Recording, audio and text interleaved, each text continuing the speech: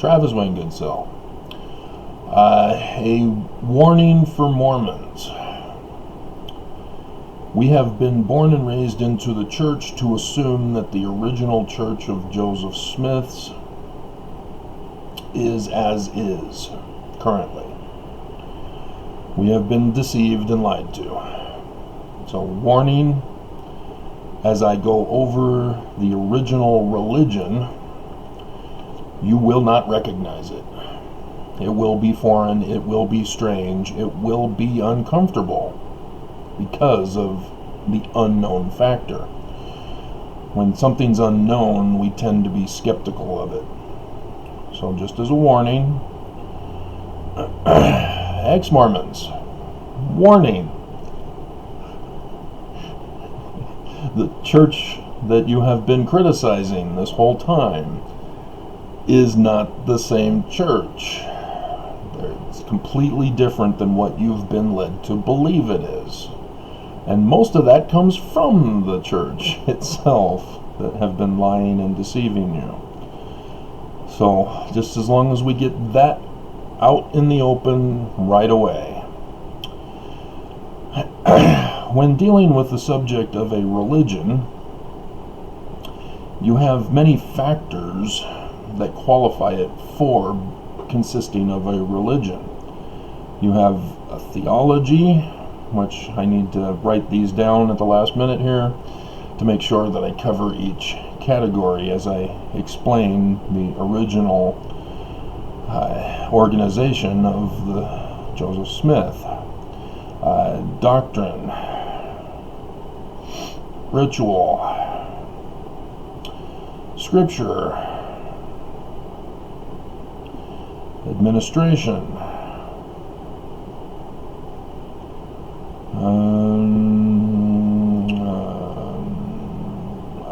and then practice. I'm trying to think if I'm skipping anything or forgetting something.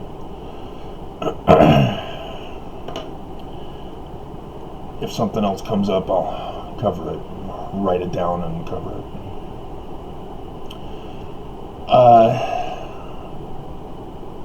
Origin story. There we go. Because, yeah, we have to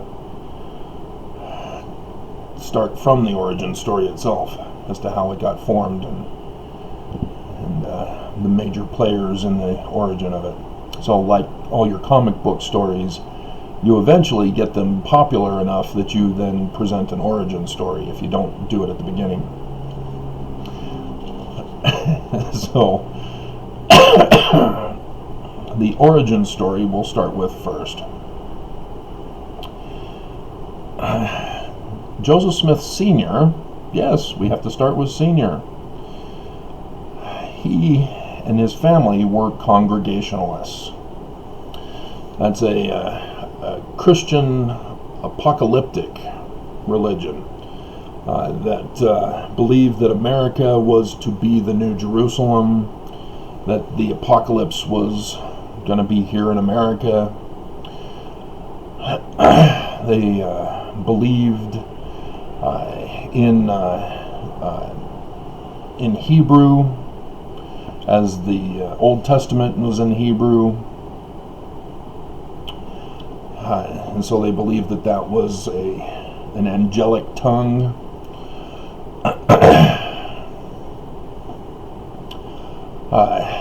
And believed in astronomy, because apocalyptic literature has signs in the heavens, and so it's necessary to learn astronomy in order to identify the dates being described in Scripture.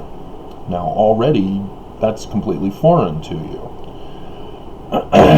You didn't realize that when John is talking about a virgin conceives and bears a son who rules the world, clothed with the sun, the moon under her feet, and 12 stars on her head, you had no idea that that was a specific date that John is referring to. as you've been led to believe, thanks to Catholic tradition, that it's just a refresher course for the real birth of Jesus of the Gospels. Congregationalists were not exactly Christian Christs. They were more in line with Jewish thinking, Israelite specifically. Not just Jewish, but Israelite in pre-Jewish, of which Jews came out of. And this concept of a Messiah is more in line with the Jewish thinking of a Messiah rather than the Gospels Christ of Christianity. So Congregationalists are a bit different in that respect.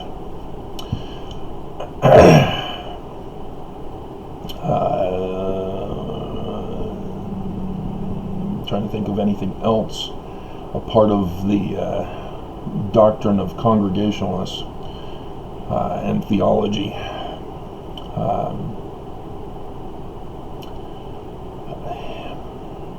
And so Smith Sr.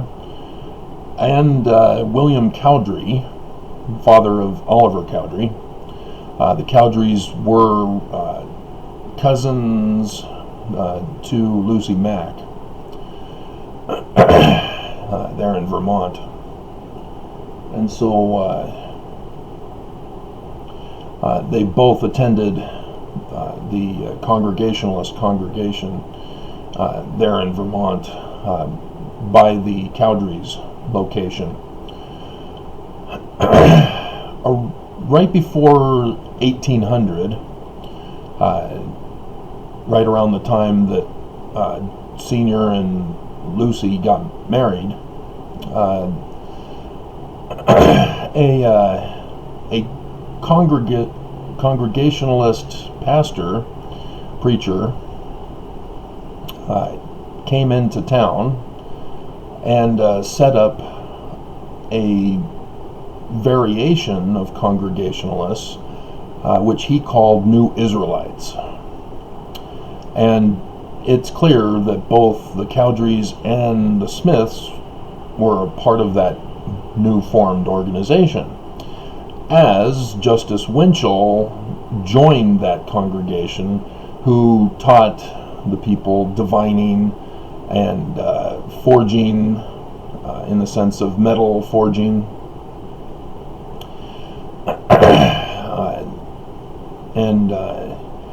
Smith Sr. was considered like a master rodsman, something like that, with divining. And so that's where the Doctrine and Covenants, the gift of God that Oliver supposedly has, was originally the rod of Aaron in the original scriptures, which, again, we'll get to that with the scriptures, is that there were lots of differences from what we currently have in the Brighamite branch-off. But that was one of them. That's where they learned this from. The Holiness to the Lord parchment. I probably should put these in pictures for you as well as I go along. So let's pop up the Holiness to the Lord parchment for you, as we'll do pictures for you too. This is going to be a long video, so let's give you some pictures to look at.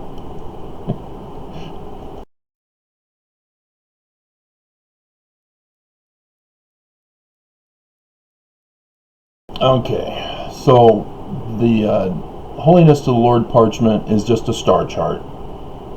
It's not a magical talisman that they were performing satanic rituals, sacrificing your daughters to the slaughter.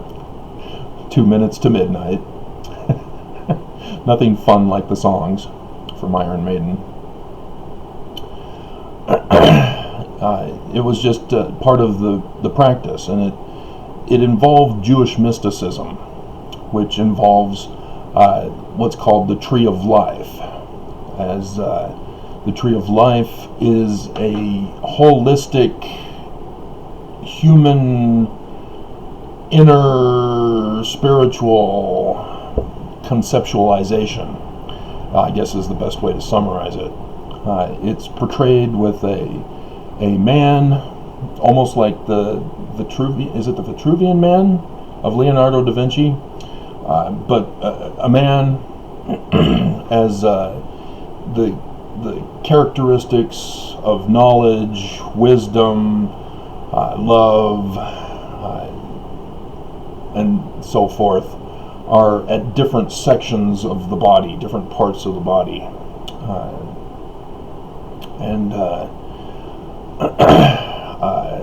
I can put the picture.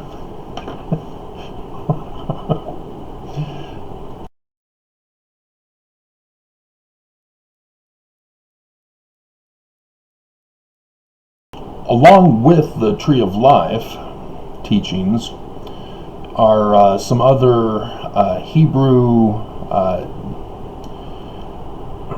coding teachings, I guess is the best way to describe them. They're what helped me in deciphering Paleo-Hebrew. There's gematria. There is no J sound, though I often get caught saying gematria. It's gematria. This is your 666, the number of the beast, as you get all those people who think that certain national leaders, whether they reveal themselves as racist, claiming it's a Middle Eastern Islamic leader, or even some anti-Semitic as a Jewish leader, or even anti-American when they try to claim that Obama or some other President Bush or whoever also has a name manipulation that matches the code for 666. You know, those types of things.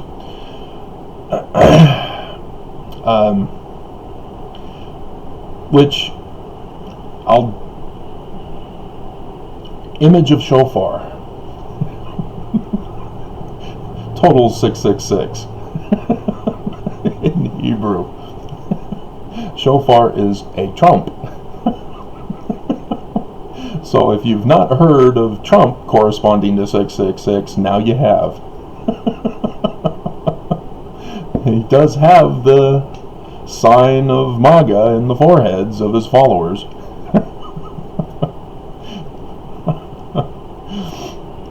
And that does play a part in all of this, but I don't think I'll be explaining the enemy's part of this. I'm talking about the origin. There's also, is it Tamara? Am I pronouncing that? Am I getting the right word? And there's no Keraton, if I'm getting that right. I probably should have checked.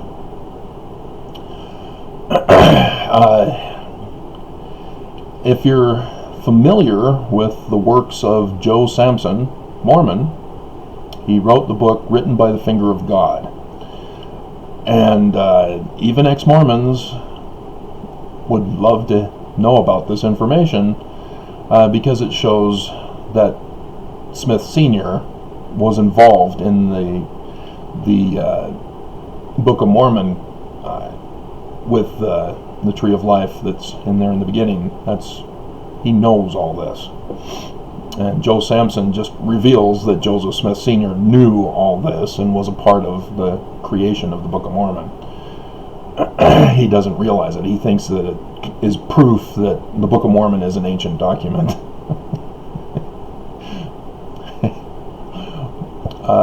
And so, yeah, his book goes over the Tree of Life, Gematria, no Keraton, and Tamara, if I'm getting the right words. One of them, I believe, is no Keraton. I probably should have refreshed my memory. One of them involves flipping words around to get the opposite meaning. And that was key to doing the test for my Paleo-Hebrew decipherment, was to take 3-letter words and then have listed below them, the meaning next to them, and then the 2-letter combinations, the first 2 and the last 2, and trying to see if there's any kind of pattern in that process that derives from the original meaning. And yeah, that's how I discovered that Paleo-Hebrew used determinatives at the beginning. The first letter is a determinative, which is like an adjective describing the 2-letter word, the last 2 letters.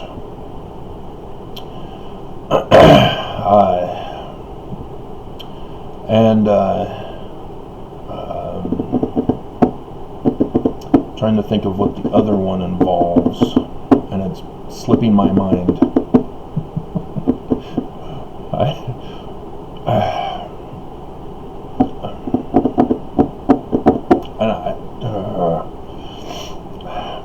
My written by the finger of God is packed up, so I can't quickly reference it for you. Sorry. And as part of the apocalyptic nature, Nathaniel Wood in the New Israelites believed in prophecies. You know, it's apocalyptic, so prophecies are part of the religion as well. And he received a revelation, a prophecy, that America was going to be destroyed on a certain date in January of 1800. This was right before Hiram was born. And that event was called the Wood Scrape, as Nathaniel Wood gathered his followers to the congregation on that date to try to survive the apocalypse. However, the townspeople got wind of what they were doing and were very concerned, because unknown things scare people, and they tend to get suspicious and angry and mob-like and want to kill and maim and destroy because they don't know what it is. Right, Mormons? You've already left this video and put a thumbs down. Or made a comment of hate. So yeah, they got the militia to storm the church and break up the gathering, which was a peaceful gathering. They were expecting the rest of the world to die. They weren't going to cause it, but the townspeople, scared, didn't know what was going on, so they sent in the militia to break it up. And the organization was disbanded, and Nathaniel Wood moved off to some other place and never heard of again, and never started up that organization. And Oliver Cowdery and the Smiths, technically, that's when they moved to Massachusetts, where Hiram was educated at Dartmouth, and you learn about Joseph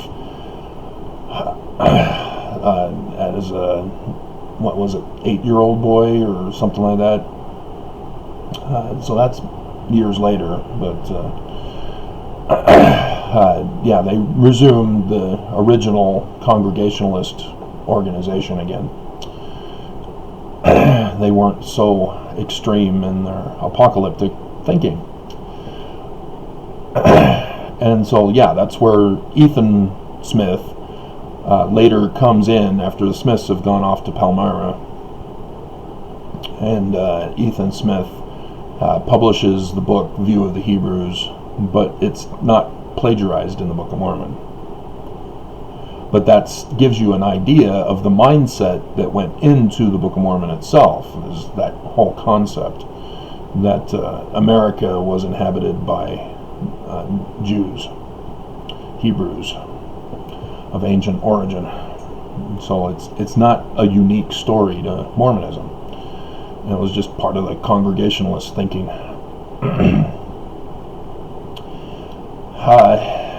And we know that Smith Sr. got involved with the York Rites, specifically the York Rites. There's also Scottish Rites. Scottish Rites are your 33-degree Masons, 32 being the highest, 33 is the honorary title. But we know that he was a part of the York Rites. York Rites has a different ranking system, and the Knights Templar are the highest ranking. Knights Templar, just a brief background, Friday the 13th. The Pope tries to round them all up, to execute them all, convert them to Christianity, to confess that they are sinners and Satan worshippers, because they had found Egyptian treasure plates buried at Jerusalem. They were originally ordered by a previous pope to go digging in Jerusalem, and they found something and came back to the Pope in a closed-door meeting, and the Pope thereafter granted them knighthood as Knights Templar to be in charge of the pilgrimages. So they got filthy rich through that process. And the Pope, from Friday the 13th infamy, accused the Knights Templar of worshiping the Egyptian gods and loyalty to these Egyptian treasure plates, rather than to him as Pope, the Vicar of God, instead, and wanted them all Spanish Inquisition, if you know what that was, with the witch's hammer and such.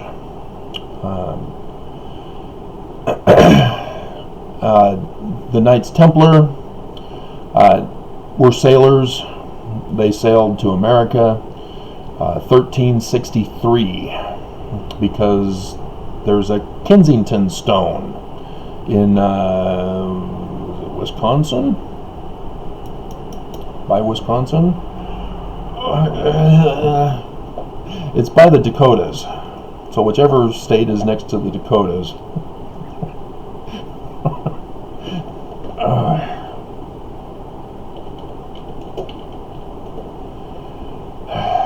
Man. Let's drink tonight. Minneapolis, Minnesota. No, it's Minnesota, not Wisconsin. Oh, it's been so long since I was forced to memorize the states. Okay, so Kensington Stone, we'll put a picture up for you.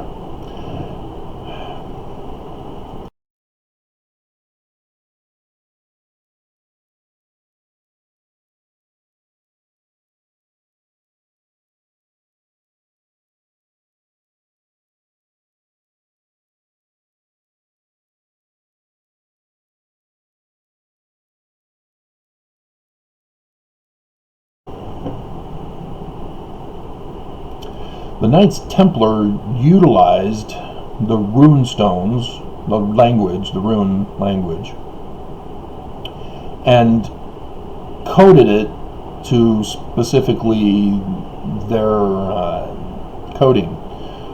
That's what we can identify from the Kensington Stone in Minnesota.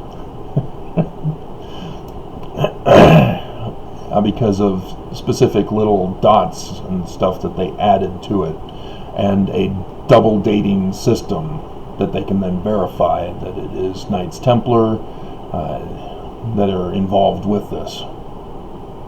And the dating is 1363, and this involves the Mandan Indian tribe, of which the land purchase was made.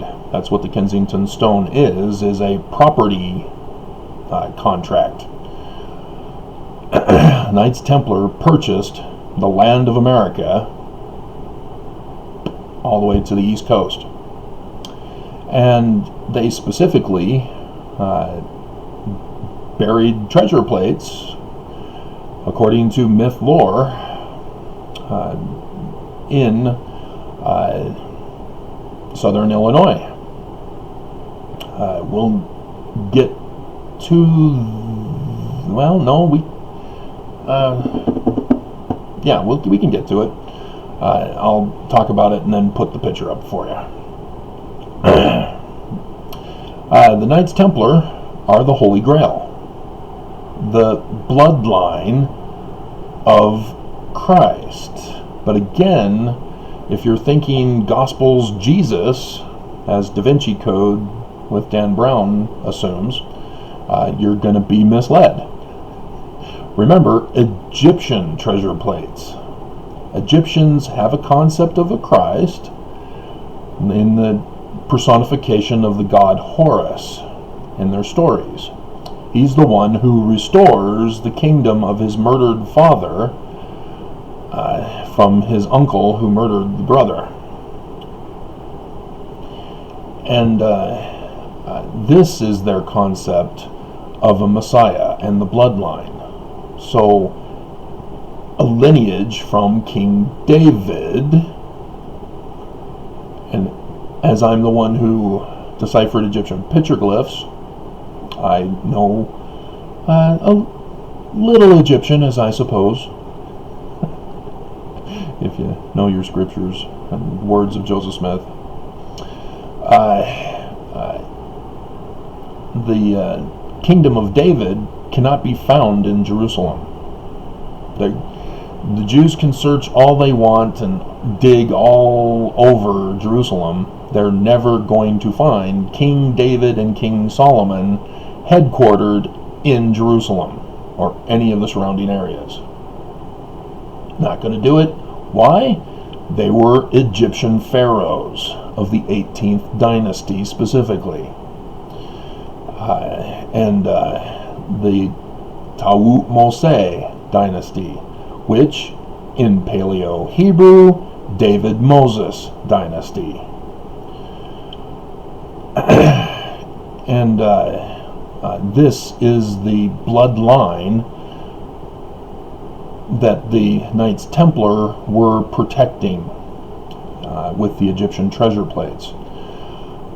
And thus the Pharaoh, or not the Pharaoh, the Pope wanted them to confess their sins and give loyalty to him for.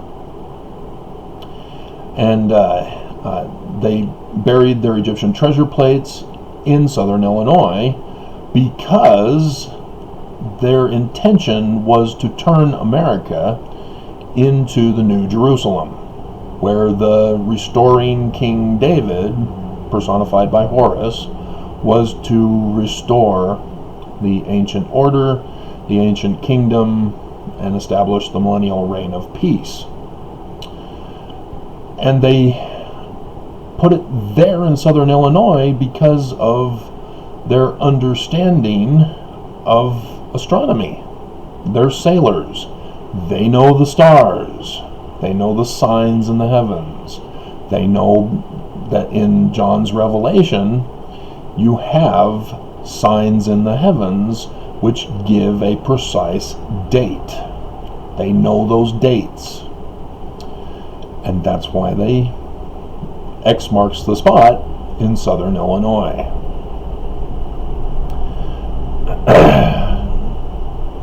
So yeah, let's put up the picture, because it'll shock and amaze you.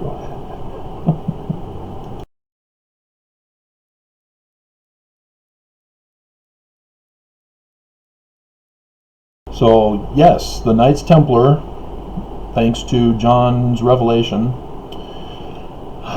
knew of the signs in the heavens and the dates for those signs in the heavens, and planned to prepare America for the New Jerusalem and the mortal man who was to be born and raised as a mortal man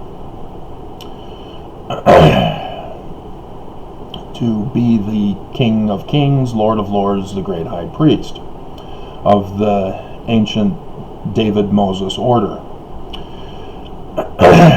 And Southern Illinois. Notice the 8 April 2024, that's from Revelation 19. As that sign, I can show you.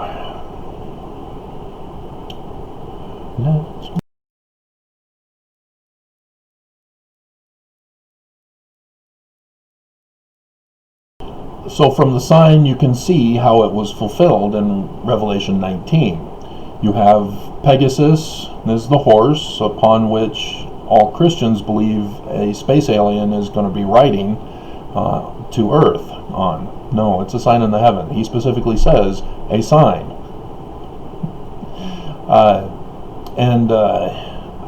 In, I think it's verse 11, talks about an angel standing in the sun. An eclipse. And there's the eclipse riding Pegasus on 8 April 2024. You'll notice Jupiter at the far right of your screen, and the name is partially cut off. The planet is in Aries. Aries is the Ram constellation, which is understood as a sacrificial constellation. So, death sign. You have an eclipse going on and a death sign.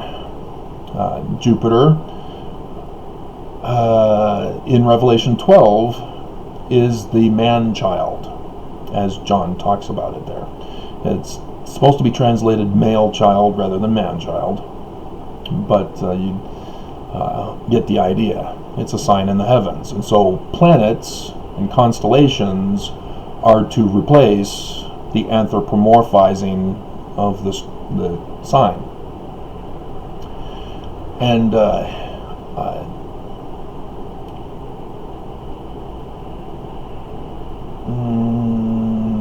yeah, we'll go over it.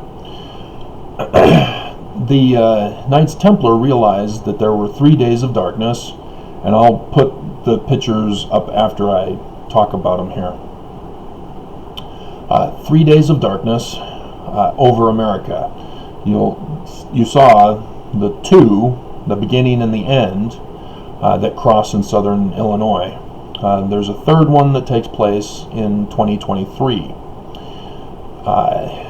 You also have, in that first year, in 2017, the sign of the Son of Man from Revelation 12 that I just went over with you. This is also in that same year.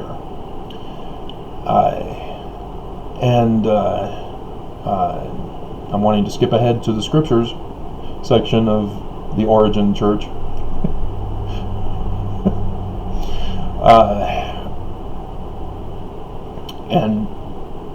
And so, if you're curious, the sign of the dragon was 17 December 2017, the 5th dark day of Hanukkah.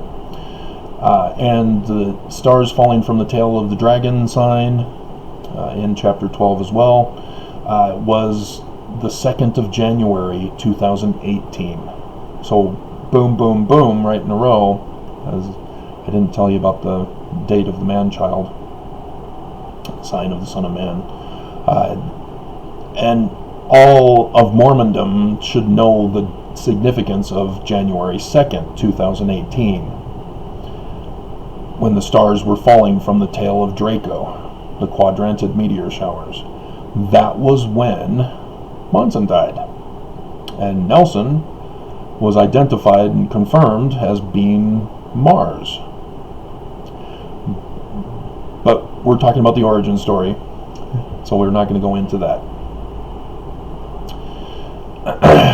23rd September 2017 is the date for the sign of the Son of Man. So all the signs are right there together. John knew, put it in his book of Apocalypse for the last days, giving us a time frame. 2017 in chapter 12 to 2024 in chapter 19. He knew those dates. And he's talking about apocalypse and the end of the world. And the Knights Templar also knew this as they purchased America, the east half of America, and buried their Egyptian treasure plates in the caves under the ground in southern Illinois, according to the folklore, because nobody's found them yet.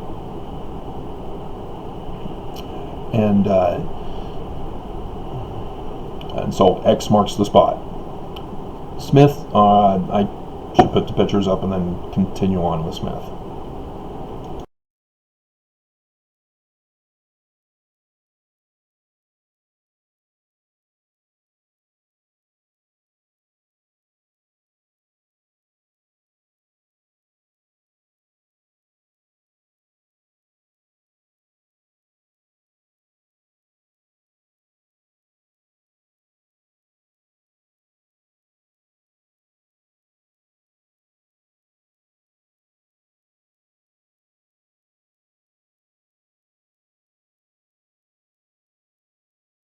So Joseph Smith Sr., coming from the Congregationalist Apocalyptic Church of New Israelites, was a part of the Knights Templar in the York Rites Freemasonry. And we know this because he named Hiram in 1800 when Hiram was born. That's when Smith Sr. Was a part of Freemasonry after the wood scrape incident. And he spelled the name Hiram after Hiram Abiff in the ritual play in Knights Temple in the Freemasonry, which deals with the murder of what was understood as Osiris, symbolically, calling him Hiram Abiff. And then the Masons then go on a mystery, like that whodunit mystery events that rich people host. It was similar to that, where the whole Masonic Lodge goes on the search for whodunit, and then have their rituals based upon that concept. And we know that Hiram was spelled that way because of court documents. During the church's organization, the villains of the story, as the Smiths are the heroes, the villains of the story kept getting the Smiths in trouble with the law, and Hiram on occasion would get arrested with Joseph Smith. And we know because the court documents state a Hiram Smith, spelled Hiram, but Wikipedia does not identify him as Hiram Smith, the brother of Joseph Smith, son of Senior, because it's not spelled Hyrum. And so there is no link to Hiram Smith's page as a result. And so Joseph Smith Sr. naturally is attracted to the York Rites because of the Knights Templar and their association with Jewish mysticism, apocalyptic literature, and New Israelite origins. And so two great tastes taste great together. And they moved to Palmyra because of their financial hardships. I won't go into the history of the church because that would make an incredibly long video, as I think we're up to an hour now, aren't we? Oh, no, we're only at 37 minutes plus whatever I'm adding here. Okay. But I'm expecting this to go 2 hours. Can you withstand it that long? Am I putting enough pictures in for you?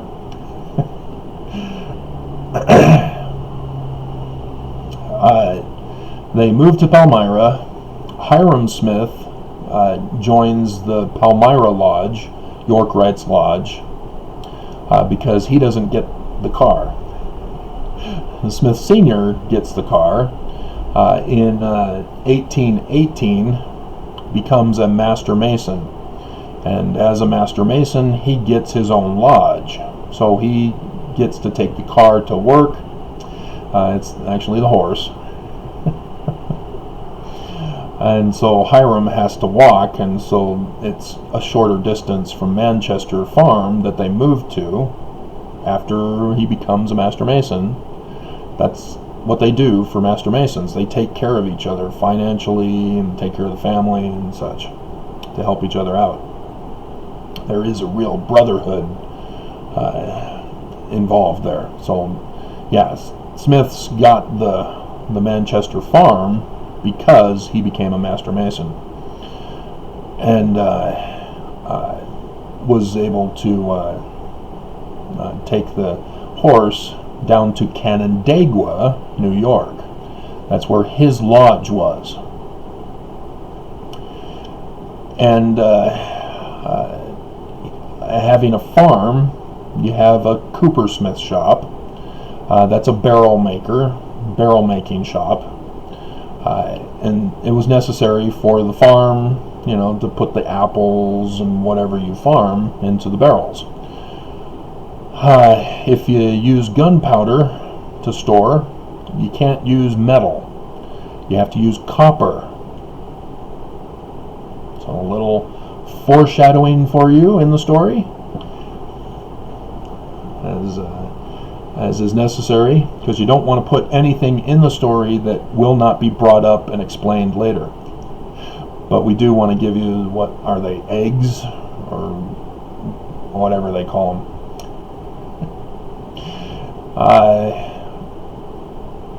And so around 1823, dare we say September 1823, after the War of 1812, a Captain William Morgan, who served in the War of 1812 under General Andrew Jackson, who became President of the United States, and succeeded in doing away with the central bank, which was the cause of the War of 1812, is because the Continental Congress said, we don't need a central bank anymore, we're doing away with it. And, well, Nathan Rothschild of the bank, well, he was in charge of the whole family operation of banks. His Amschel, the father, had passed away, and so that left Nathan in charge, and the Continental Congress did away with the central bank, and so Nathan is pissed, funds the War of 1812, where, the White House burned to the ground, storming of the Capitol building, which, as you've been paying attention to the news, our Capitol was stormed on January 6th, 2021, and people are saying it hadn't been done since the War of 1812. Technically 1814, but wars back then lasted longer. Similar to our war in Afghanistan. Russia warned us, have fun, ours lasted 18 years. We just don't care to learn, I guess. It was too much profit making from the poppy fields. selling it to the pharmaceutical companies who then addicted Americans to opiates. So, little sidebars here and there.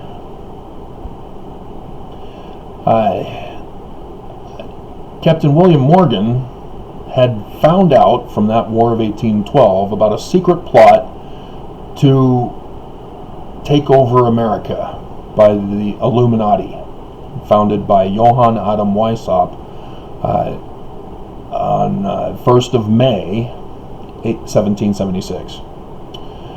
And he had found that they had infiltrated the Scottish Rites Masons in America, and that their plan was to it's the same pattern that the Illuminati infiltrated the Scottish Rites with. You become associated with an organization. In this particular case, the threat was to get into American power. And so they get involved in politics. They become popular in the communities.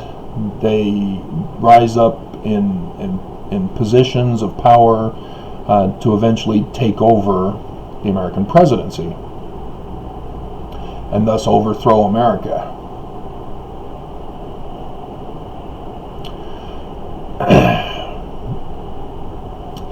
They too used the signs in Revelation for all of this attack, planned and plotted for the future. But instead of the Knights Templar, which were using the signs from Revelation to restore the kingdom of David, the Scottish Rites Illuminati were going to use it to destroy America and have their New World Order kingdom established after the ashes. And so you have both the villains and the heroines of the story using the same biblical signs of the latter days, but each for their own purposes. And Captain William Morgan found out about this and had been going around to the various York Rites, because he himself was a York Rites, became a 7th rank Royal Arch Mason. Knights Templar is the highest. And he was going around warning the various York Rite lodges.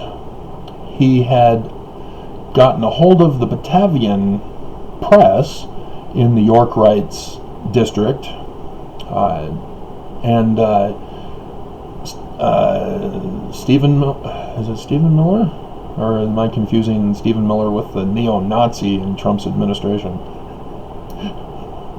Or is it David Miller? I think it's David Miller. He's a Miller, nonetheless.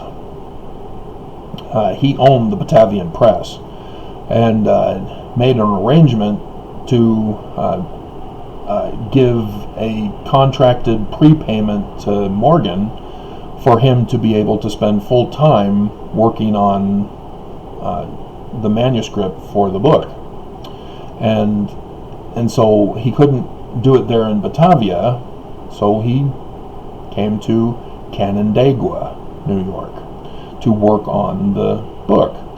And to do a publication back in those days, if you yourself weren't a scribe, you had to obtain a scribe to work on it. As it's in Joseph Sr.'s district, he's the one in charge of the overseeing of the manuscript document. And so the lodge there in Canandaigua was used for William Morgan to work on it without interruption, because they have to keep this all in secret, because if the Scottish Rites find out, because they have to travel through the zones of the Scottish Rites districts, going back and forth, and so you can't be known that you know a secret and you're working on a publication to expose that secret. They're going to want to kill you and assassinate you.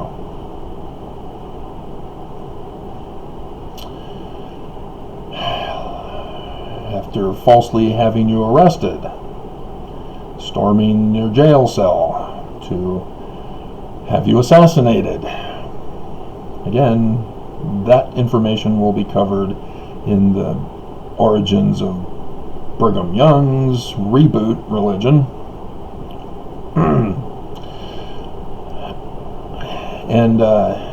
And so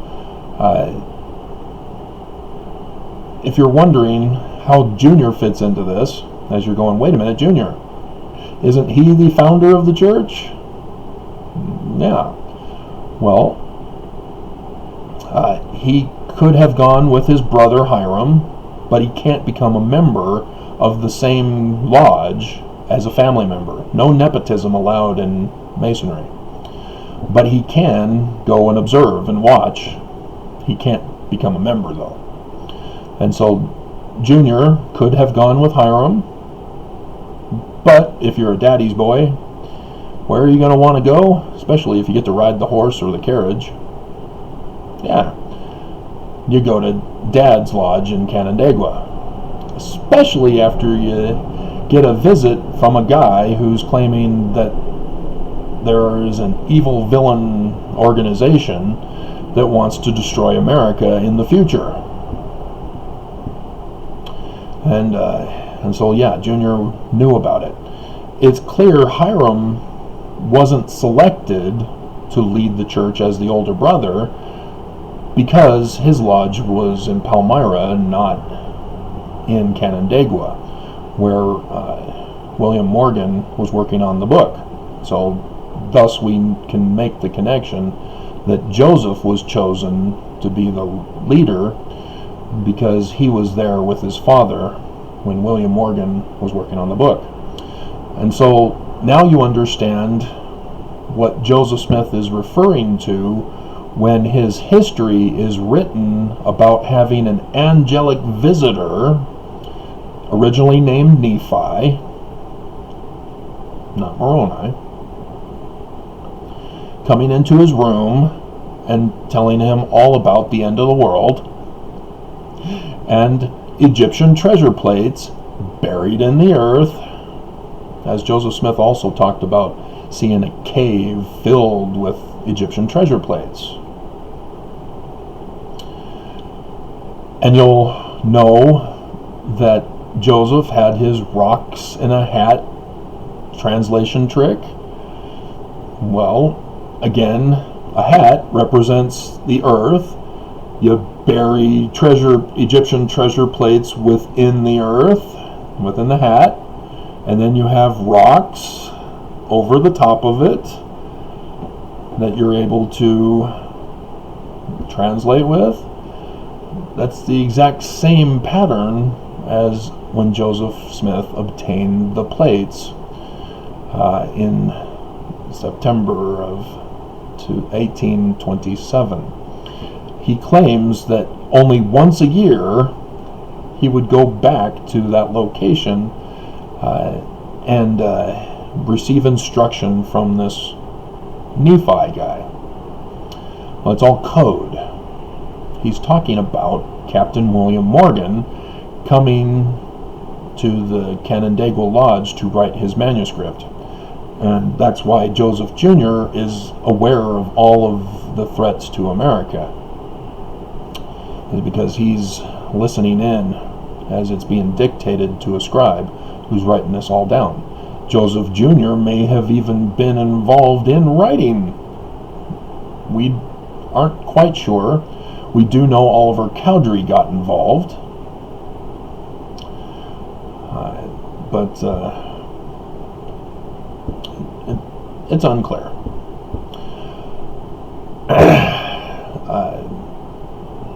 And it's highly unlikely that Junior was the author or the scribe. He was just sitting in listening. And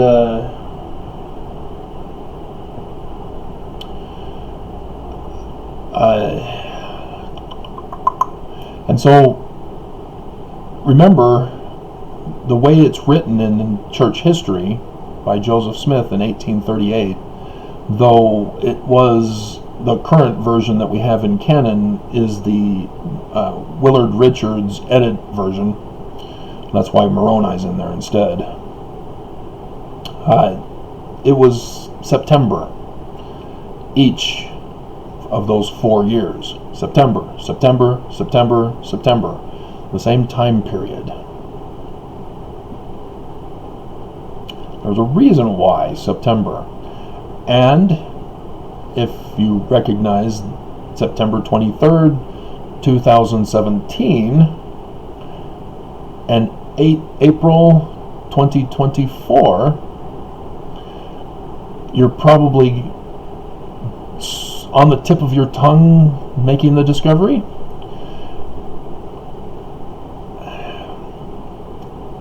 It's part of the code that shows that the Smiths knew all about the dates from Revelation. Because when Joseph received the plates in 1827, that was the evening of September 22nd, one day before 23rd September 2017. Now, if you separate it from everything else in church history, you're not going to catch it. Remember, the Smiths are involved in astronomy. They know about Apocalypse of Revelation. They know the dates. So one day before the sign of the Son of Man, which is the first day of darkness, 21st of August 2017, the first year, we're not getting scripture yet.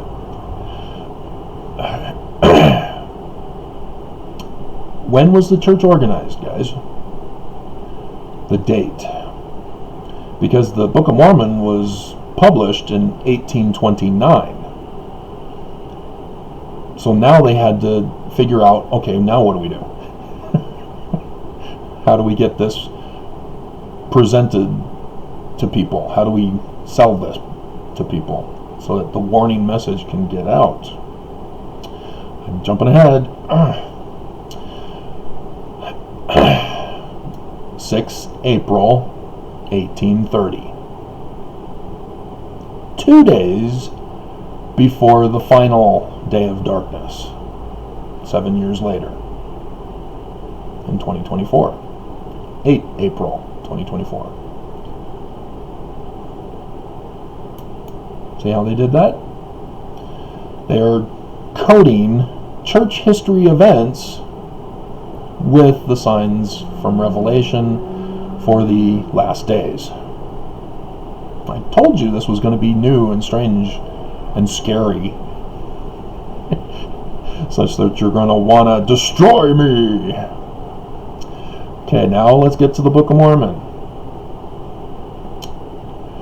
Originally, they were using William Morgan's book, because William Morgan had he was arrested. The enemy had found out that he was involved in the publication of the book, and they were falsely arresting him twice in September of 1826.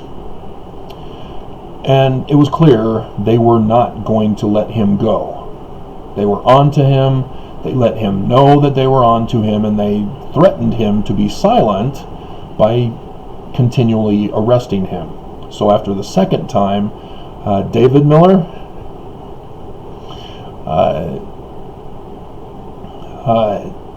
got his carriage, and Senior arranged to have him go up to Canada to escape, to flee for his life.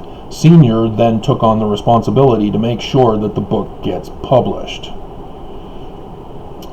because they've been caught.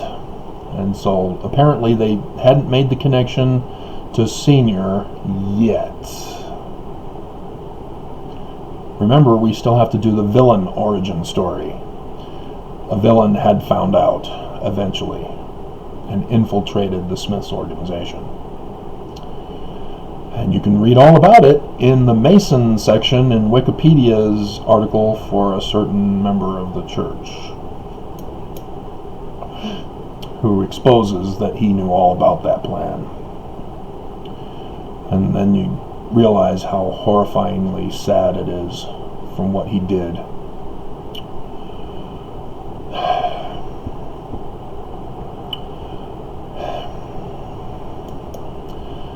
Then you get to Junior being involved with having worked on the farm of Martin Harris. They knew that he had money to publish the Book of Mormon. And so when they went to him to say, hey, we're working on a book, Martin Harris said, I want to be a part of it. Oh, crap. We just wanted you to pay for it. We didn't want your involvement. So they had to figure out how they can distract Martin Harris. And so they took him to Harmony, Pennsylvania, where Joseph Smith was now working as a silver miner for Josiah Stoll, where he elopes with his little honey bunny, Emma Hales.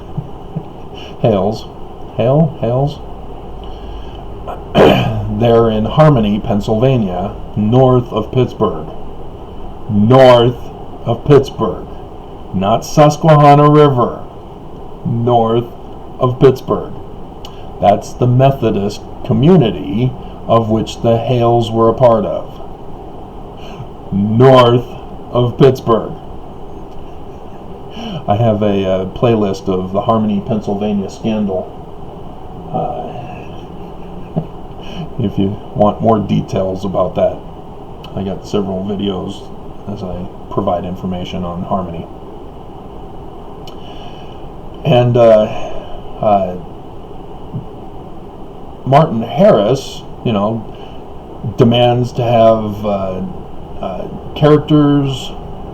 He wants to know if it's real, because they're saying, we're not showing you the plates. No, they're secret sacred. They don't have plates. It's not real, remember?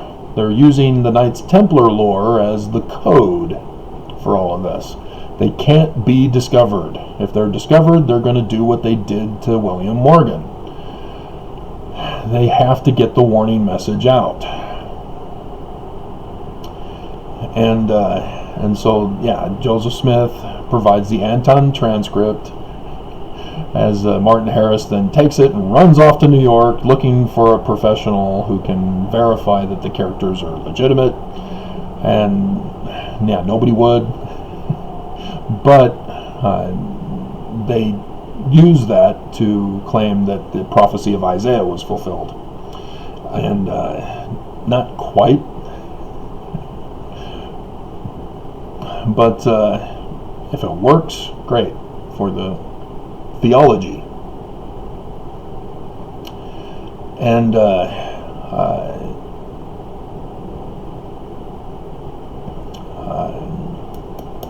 so Martin Harris was a part of the anti-Mason movement committee in Palmyra.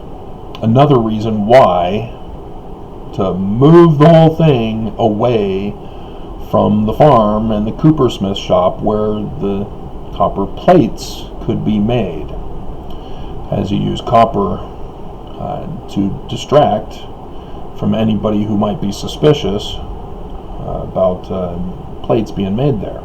You take the whole thing, distance it away from the farm where it's occurring. And for those of you who are ex-Mormon who know all about Sidney Rigdon being the author of the Book of Mormon, it's because Harmony, Pennsylvania, north of Pittsburgh, where Sidney Rigdon had obtained the Solomon Spaulding manuscript, came back to Pittsburgh right at the time that Joseph Smith was there in Harmony, north of Pittsburgh, the city location. I'm hearing a bag rustling at my door. It's only 6:15. It's not a holiday. Oh, President's holiday. Oh, Janice. Got some goodies. Yay. His township that he moved to was like southwest of Harmony, north of Pittsburgh, where the Methodists are. And so part of church history that is not being disclosed to us as Mormons is that Joseph and Emma's firstborn dies. And Martin Harris has that whole scandal with 116 pages going missing. No, they were destroyed. Martin Harris is on the anti-Mason committee. They are using William Morgan's information about the York Rites and Freemasonry, and it was uncomfortable for Martin Harris. And so this whole cover story of buried treasure plates in Egyptian, it was still uncomfortable for Martin Harris. He was having difficulty reconciling the two. And so Martin Harris, okay, fine, get out of here. Joseph, what the hell? I gave you a simple assignment to distract Martin Harris so that we can publish this book to save America, and you blow it with the death of your firstborn? Section 3 of the Doctrine and Covenants. It's in code. The Lord is not the Lord, but the Lord of the manor. So it should give you a whole new understanding as you go back and reread that. And so yes, Joseph Jr. was denied being involved in the completion of the Book of Mormon. And he was sent, because the Methodists already banned him from Harmony, north of Pittsburgh. And so he had to find a new place to live with his new bride, as they just lost their child, and the Methodists had to take the Hales with them. They had to take the Hales with them as they were booted out of the community. And thus, that's when they went to Susquehanna River and built their log cabin homes there. And so, yeah, Junior, get out of here. Don't talk to me right now. And so Oliver Cowdery, yeah, let's get you involved now. And so Sidney Rigdon is in Ohio, and so Harmony, north of Pittsburgh, is right in between the farm in Manchester, New York, and Ohio, where Sidney Rigdon was. And so the first 116 pages were sent to Joseph by Oliver Cowdery, as they would trick Martin Harris into thinking that Joseph actually had plates and that he was looking at them through a hat with rocks to distract him. And there was the curtain so that Martin Harris had no clue and couldn't see anything that was going on anyway. And so Martin Harris was really rewriting the 116 pages. And so they still had the original 116 pages, but Martin Harris already blew it. He had gone back to Palmyra, and the secret could have been exposed. And so that's why Senior was so upset, is because the whole plan was potentially ruined because of Martin Harris and his insistence on being a part of it. And so they had to rewrite the 116 pages, because you can't have it, it's too close to Freemasonry, as people are still anti-Masons at that point. And so now you have Senior being involved in the rewrite. he now has to do it. If you want something done right, you got to do it yourself. And so he rewrites the 116 pages. Their connection with Sidney Rigdon made it so that Sidney Rigdon says, well, hey, I have another manuscript that never got published. It's doubtful anybody even knows about it.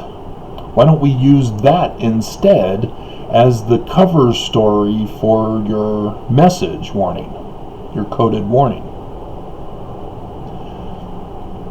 And so, yes, you see a little bit of that in section 3, but section 10 goes in greater detail of the new plans as to how to proceed.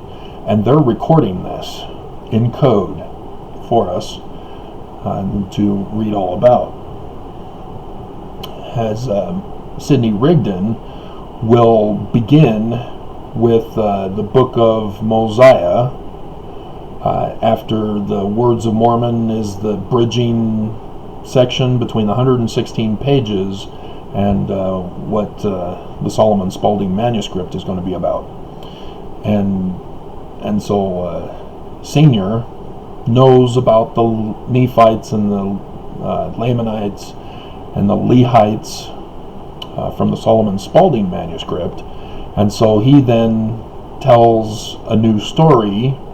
It's not the exact same story, but those in Solomon Spaulding's community, of whom were interviewed, and the guy published a book, Mormonism Unveiled, exposing how the Book of Mormon was stolen and plagiarizing Solomon Spaulding's manuscript. Oops. Hi, we're missionaries from the Church of Jesus Christ, Latter-day Saints, and we've got a Book of Mormon for you. This is Solomon Spaulding's book. He used to read it to us. That was the unseen factor that Sidney Rigdon did not know. So again, their whole attempt to warn America is being jeopardized here. And so they finish the book in 1829 and then have to figure out how to do it. Since Sidney Rigdon still needs to be paid, hey, I'm a preacher, I could use a bigger audience. I also want to revise the Bible because Alexander Campbell, of whom I was a part of, he only wanted to do the New Testament. I wanted to do the whole Bible, Old and New Testament, to harmonize the two together. If you allow me to do that too, yeah, that's how the church was set up for 6th of April, 1830. They were going to use Sidney Rigdon's religion to cover the book, to explain the book. And so it wasn't intended to be a religious organization. That was just the cover story. We found the ancient treasure plates and we're creating a religion based upon the book. Yeah, well, Sidney Rigdon had a part in that. As you see, baptism in the back of the book, and then Moroni at the Waters of Mormon, or Alma in the Waters of Mormon. You see Sidney Rigdon's doctrine inserted into the Book of Mormon, and so the doctrine of Mormonism is from Sidney Rigdon's Baptist Campbellites religion, and not per se. Well, it's mixed, because the 116 pages that were rewritten are Joseph Senior's Congregationalist, Jewish mystical, Knights Templar, Egyptian treasure plates religion, apocalyptic literature. Because as you read in the Book of Mormon, in the very first page, learning of the Jews, language of the Egyptians, and then you see this Lehi guy who has a dream in the first year of the reign of King Zedekiah, who was You have to go to your Bible to know the story of why Zedekiah is being put on the throne in this year. It's because Babylon came in, conquered Jerusalem, and replaced the current king with Zedekiah, hoping that Zedekiah would give tribute to Babylon. He didn't. They came back 11 years later, and thus the conquering of Jerusalem with the captivity of the Jews, taken prisoner back to Babylon, in Ur of Babylon. And so they're using that story as code, because Lehi has a dream in that year when a puppet king is put on the throne of Jerusalem. That he sees the signs from John's revelation, and he merges them together. He sees both the Revelation 12 and Revelation 19. And you see that replayed in, for example, Samuel the Lamanite talks about the signs of the birth, signs of the death. Then you see the sign of the death, where Jesus doesn't come out of space with a horse. He just comes flying down without a horse. But that's the sign. And then he talks to Nephi, son of Nephi, about making him the King of Kings, the Lord of Lords, the great high priest, instead of Jesus, as the millennial reign of peace, which only lasted about 400 years, takes over. And they're in a place called Bountiful, which was the name of the place they called in Saudi Arabia, where the monsoon seasons hit. Bountiful is where they called it before they sailed across the sea to America. And so you've got the two dates, 2017, 2024, in the Book of Mormon, right at the beginning, and 3rd Nephi 11. The whole Book of Mormon is about events to take place to warn us in America of the threat to overthrow America, to utterly destroy America, just as the Jaredites, just as the people of King Noah, just as the Nephites, utterly destroyed. That's the warning. And they know the dates of X marks the spot here in America. They know about the caves in southern Illinois and the Egyptian treasure plates buried in the ground in the caves. And for your curiosity, Ohio and the Manchester Farm are on the line for 8 April 2024.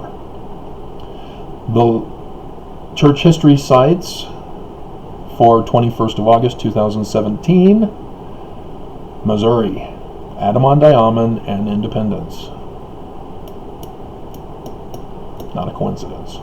They knew where to set up shop, as they had to keep moving around. We're not done. And so the Book of Mormon is published. They established the church 2 days before the actual day.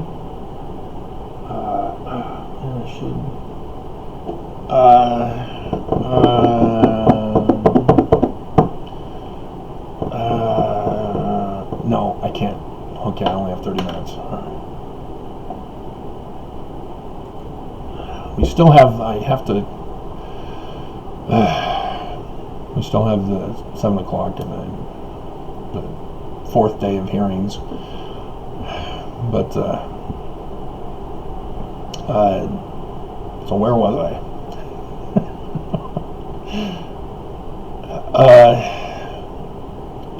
And so the dating, all encoded, with their backstory to try to distract away from the real story. It's coded specifically for that purpose.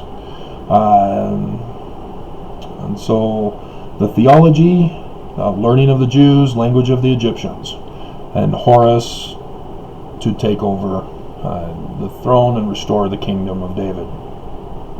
The doctrine, it's a mixture of Congregationalist and Baptist Campbellite, Sidney Rigdon, and seniors. The rituals, they wanted temples after the manner of the Egyptians. That was Joseph's initial intention, which I've done the video for it. It's washing and anointings, getting your heart weighed on the scales as they rip it out of your heart. Kalima Shatide, Balaram Sugaram, Balaram Sugaram. Anybody remember Indiana Jones and the Temple of Doom? And and then you're presented before the veil, before God in the Holy of Holies, sitting on his throne. This concept of temples is important to understand because they coded this too. As I found out the other day when I did the Kirtland Temple blueprints.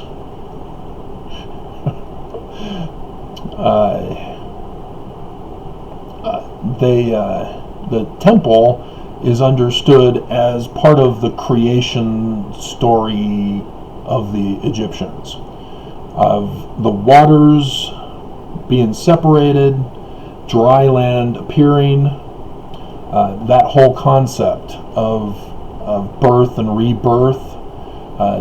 Children in a woman's womb are in water, and then the water leaks, water breaks, and out comes the child. The same exact symbol process. And so Horus is the child that is born to restore the kingdom of the deceased father. And so that's the Messiah Christ concept of the Egyptians, is that every succeeding king, Pharaoh, is a Christ, the Christ, over the people, the King of Kings, the Lord of Lords, the great high priest, over government and religion as a theocracy. And the temples are designed after that whole symbolism and ritual concept. And so when the dedication of the temple, of the Kirtland Temple, is on March 17th, 1836, not a coincidence. I didn't know about the dedication date because we all have section 110 of the Doctrine and Covenants, where on Passover, April 3rd of that year, 1836, Elijah and Moses appear in the temple before Joseph, giving him the keys. Elijah is the sealing keys. Moses, that's the missionary work, gathering, right? And what was Peter, James, and John's keys? That was leadership keys to rule as the president of the church, Travis. No. Moses' keys is the keys of leadership. Section 107, where the first president is in the office of Moses.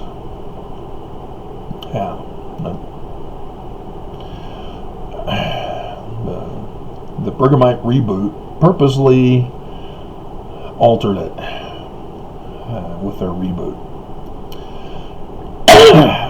And so, yes, the temple is established.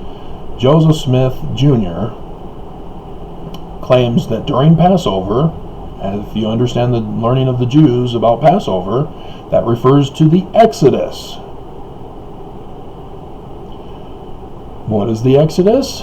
Well, there's this confrontation with Pharaoh by Moses, saying, hey, you're wicked, it's my turn to rule.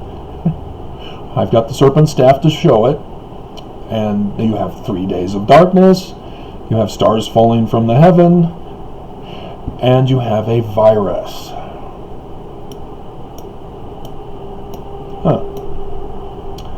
Interestingly, it's 3,333 years since the Jewish dating for the Exodus, as we had a chief justice die on the eve of the new year. Anybody remember your Book of Mormon in the last days of the Nephites, before the whole bountiful incident? And in 2024, yeah, I hope she wasn't assassinated. But how else would they have known? So, where were we?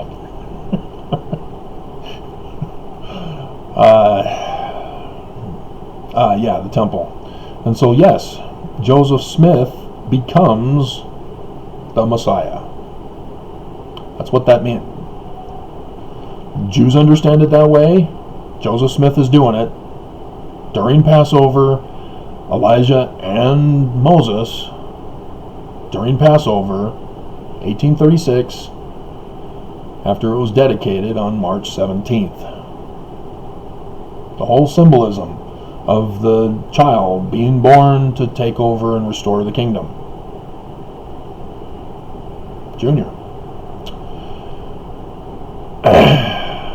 They knew, however, that it was only preparation for the future, 2017, 2024, for someone else. Joseph obviously can't live that long. But that's how they started all up.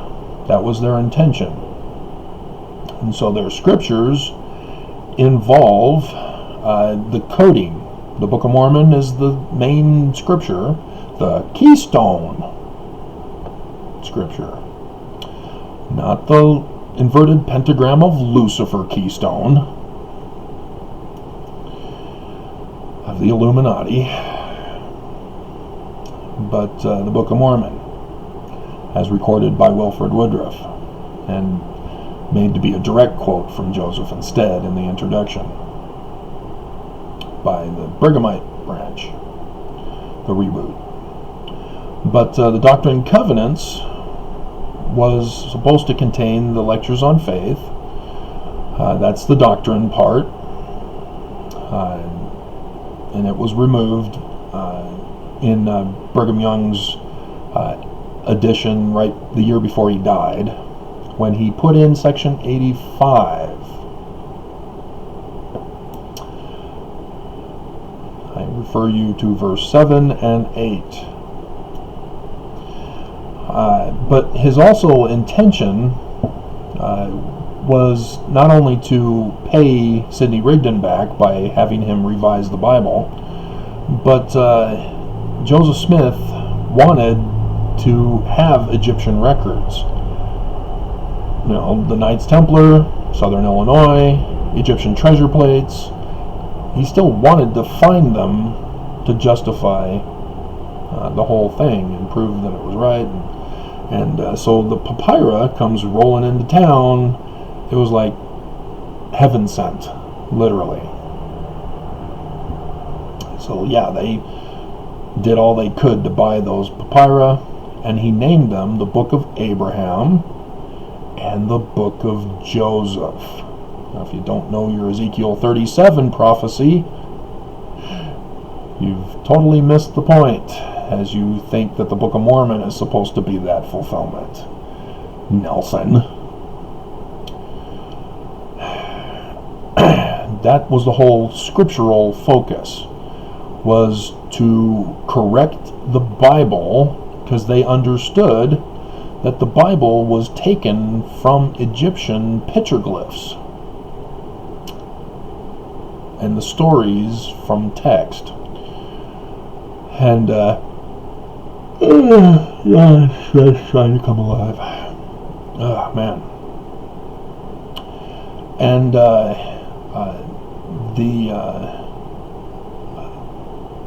the Bible, as I've gone over with you, with my being the one who deciphered Egyptian petroglyphs, I then recognized, oh, wait a minute, that's from that passage in the Bible, but that's also from that passage with a different translation.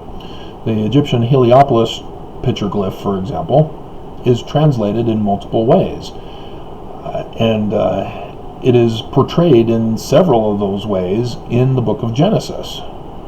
You know, you have the first chapter, waters separate, dry land rises up in between. You have the second chapter with scholars incorrectly thinking it's another document. No, it's the same document. You have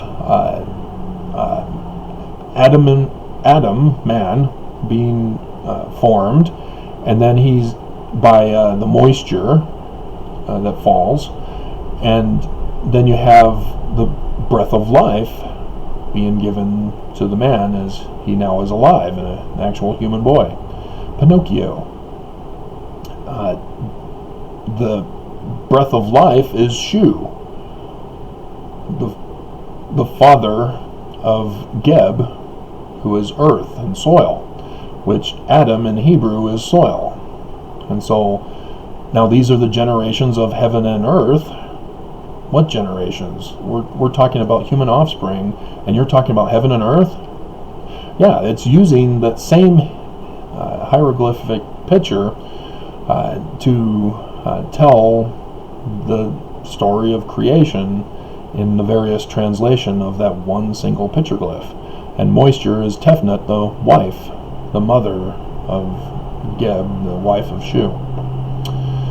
And so it's all right there in the Bible. You just have to weed out all the Babylonian influence, because there's anachronisms in there that reveal that it was written in a later period of time. For example, there's a potential anachronism with the story of Abraham sacrificing Isaac. As you have a messenger come down and then a ram appear, I already went over it with the sign in 2024. The ram is the death constellation, sacrifice constellation.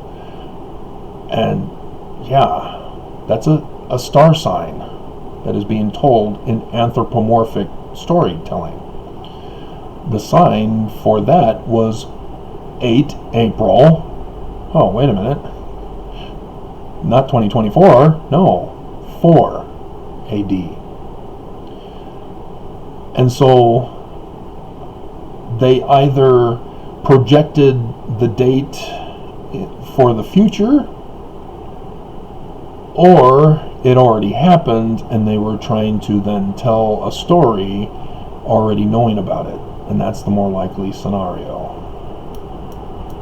We now have an idea when the Bible was actually written, after 4 AD.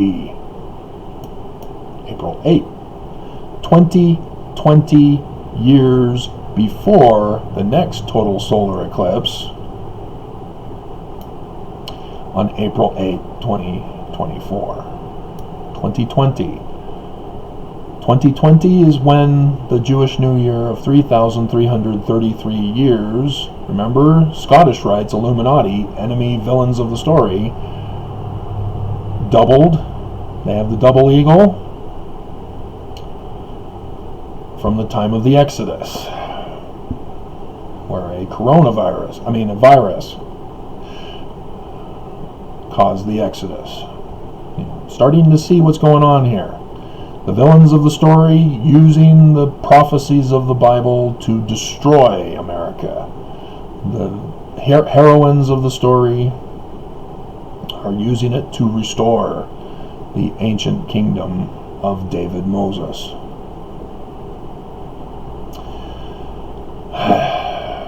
And David Moses, Knights Templar, are getting their butts kicked because there's nobody else who fully understands it but me. But that's the origin story of the church. So the administration, yeah, I covered that. That was the Kirtland Temple, when Elijah and Moses give the final leadership keys to Joseph Smith Jr. and specifically designed during Passover after the dedication on the 17th of March. Mormon women or ex-Mormon women who may still remember, when do they celebrate the Relief Society? And what do women do? They give birth to children. Yeah. Huh. Not a coincidence. March 17th, 1842. Joseph Smith is just made a Master Mason in the Scottish Rites Lodge, but nonetheless he becomes a Master Mason. Again, he can't expose the secret. He has to keep it a secret. It's supposed to be members who figure out the code for themselves. And here he's again revealing the code to the women of the church, as Emma becomes the Queen of Queens, the great High Priestess, receiving the priesthood from Joseph Smith with the founding of the Relief Society. And not a coincidence that temple dedication for Kirtland and Relief Society organization are on the exact same day. Also on that day, that's when Thomas B. Marsh was excommunicated by Brigham Young, not the High Council of the church. Joseph Smith was not around. He was again involved with legal disputes, as Brigham Young was exalting himself, as Joseph Smith condemned him in 1839 when he got out. Called him Judas for a very good reason. He knew he was going to be assassinated by those Danite Brighamites. They had found out. But Thomas B. Marsh was excommunicated on the 17th of March, 1839. Brigham Young then took advantage of that to raise himself up to president of that missionary group, with only the keys to preach the gospel of the kingdom.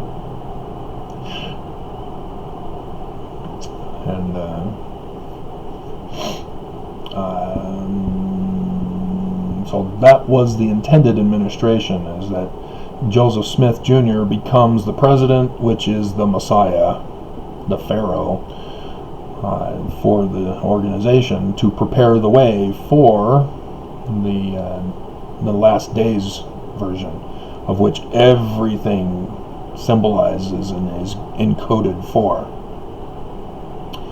And so the practice was not just to prepare for the coming of the Christ, of whom one of the lucky Mormon women would be the mother of such a Messiah, but also to build up an army to protect America, rather than having Mormons go to the Capitol to assault it and cause insurrection, as the one Idaho guy had gotten his hiking or wall climbing equipment, scaling down into the Senate chambers, that got front page news, identified as a Mormon from Idaho. And then you had another Utah Mormon who was also there, who got arrested as well, and then was released. But Joseph's plans to have an army of elders has sort of backfired, hasn't it? As you had Mike Lee the other day throw a spasm fit after the House impeachment management people, whatever they're called. They're just kicking butt. They've tied everything together. We have enough for a criminal case here, but this isn't for criminal violations. We have insurrection down pat, and it's scaring the Republicans, which means they've got compromise on them.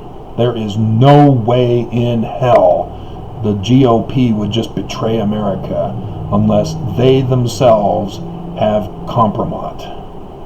Russia, if you're listening, they know. Because, have you forgotten, when John Huntsman Jr. becomes ambassador for America to Russia, he then decides, I think it would be a great idea if we take the GOP to Russia on the 4th of July. Yeah, whatever was talked about in that meeting scared them to death and gave loyalty to Trump. Because they were all trashing Trump. You know, Ted Cruz. You don't talk about my wife that way. That's crossing the line. Oh, Trump is the greatest. Oh, wow. Really? You're going to dishonor your wife for Trump? Yeah, no. Something else is going on. And so, yes, remember, Nelson, when in his solemn assembly, and a major city yet to be determined in Russia.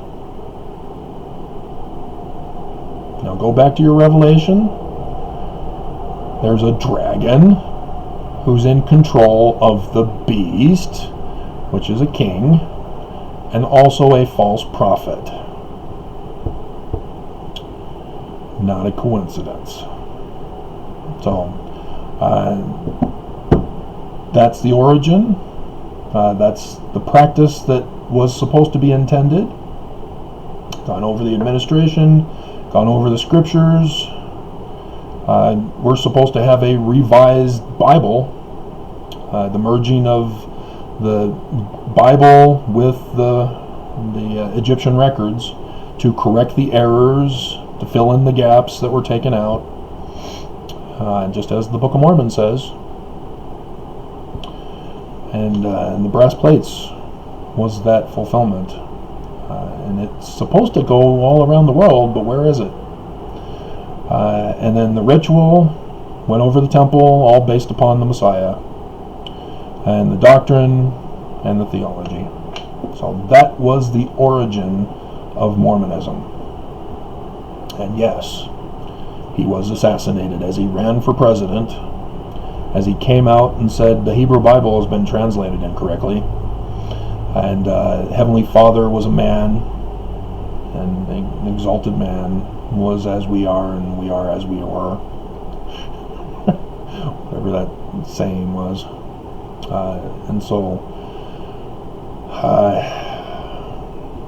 yeah, all based upon the Egyptians, which I went over the origin of Smith Sr. Congregationalists, apocalyptic, Freemasons, York rites.